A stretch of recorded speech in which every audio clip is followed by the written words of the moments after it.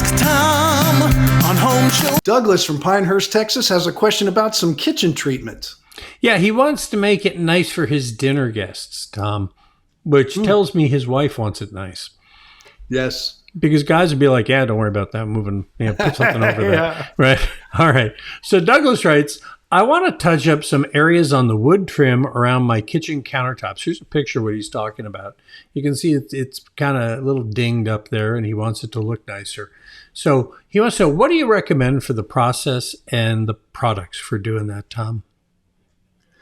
This is more than a dinged up problem. If you look at it closely, that's been going on a long time. And those areas that look kind of whitish gray, that finish is gone. It is just, and it's a lacquer, and it's just not coming back. So to really refinish this, to give you that stained look, you're going to have to strip that and get all the other finish off that's still there, then sand it. And then you can go back with a stain. Now, if you want to go practice in your garage and use a gel coat stain, then you can do that. And then you won't have to strip it, but you will have to sand it so you get the rough edges off where there's finish and no finish. And if you can smooth it out and you can find a gel coat stain that you like and put it over the top, it'll give you a nice look, but you're going to have to do all of it. It's not touching up little spots here and there. That trim is long beyond touching up small spots. Touching up small spots are little tiny areas where you can use one of those pens and blend the finish and that kind of thing. But this has probably been washed with a lot of detergents, it looks like to me, being in the kitchen and a countertop, and it's really worn off. So if it was me, I would go ahead and sand it smooth the best you can. Don't go at it like crazy. Don't try to strip all the finish off. Get it nice and smooth to touch. And then go in the garage with a piece of wood and play with some gel coat stain and find a color you like.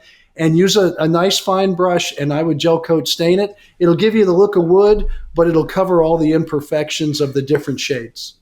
To me, this is the kind of thing, there's going to be so much prep work to doing this and getting it right. Yeah, that's why I say just cover it with gel coat stain. I mean, just be clear blunt like that. I agree. I agree. Or you know what? Let's just say paint it. Find a color you like and paint over it. It's like, Charlie, remember how we talk about the fences when you stain them and they look really bad and then you try to make it look even again? It's almost impossible. Yeah. That's the point of this is one of those fences outside that somebody tried to stain. So I really think the gel coat would be the way to go. Right. Or like you say, put, the other thing you could do is go down to the hardware store and get himself some contact paper.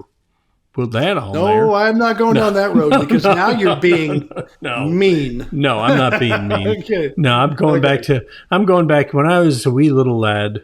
My stepdad used to do those kinds of things to rig stuff, and I'm like, I lived with a whole bunch of people. Yes. That's why I grew up with this aversion to rigging. I said, no, we do it right. We don't do it. Okay. Either live with it screwed up or we get it fixed, but we're not going to go halfway. And that's all there is to it. That's true. I can duct tape your muffler to your car. Yeah, that doesn't last long. Don't do that. Okay. Taken from the pages of my life. What? One time, we had a hole in the muffler. And my stepdad was at the hardware store, and he saw this aluminum tape. And he says, I can fix it with that. That'll so I got work. into the car, and he wrapped the muffler with this aluminum air conditioning tape. And it worked great. For about 5 minutes. And then, man. That's right. It heats up and boom. What a smell. All right. So don't do that. Leave the home improvements to the professionals. All right. Where it makes sense. All right.